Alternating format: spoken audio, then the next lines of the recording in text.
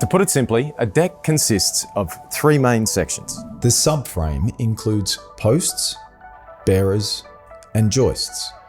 The main deck includes bullnose boards, decking boards, and breaker boards.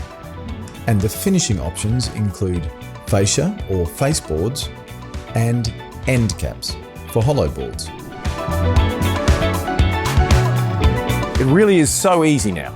Every Bright Deck purchase comes with all the accessories needed at no extra cost, saving you at least $500. Accessories included are starter clips, deck clips, screws, drill bits, and anti-creep clips. If your subframe is timber or metal, make sure to tell your sales consultant in advance so they get the correct accessories for you. If you're using breaker boards or fascia boards, you'll also need to pick up 8-gauge screws. You'll need standard woodworking tools to install the deck yourself. Everything else is included. There's a lot to take into consideration when planning the layout and style of your deck.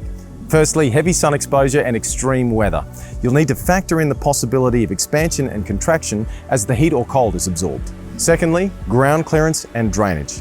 The area under the deck should be at least 30 centimeters above the ground, dry and clear of vegetation.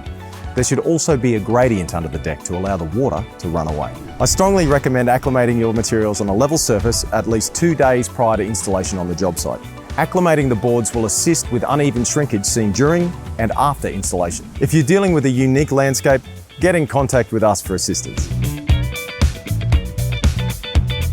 When planning the layout of your deck, there's some important factors to consider. Your supporting joists. Carefully assess with your builder the integrity of your joists. Make sure they're solid and of high quality. You can see here I'm reusing my old joists. There's quite a few ways joists can be arranged. If you're using a picture frame layout, make sure you have adequate support beams to handle the board width. Check with the Bright Deck technical team to make sure that your joist span is suitable.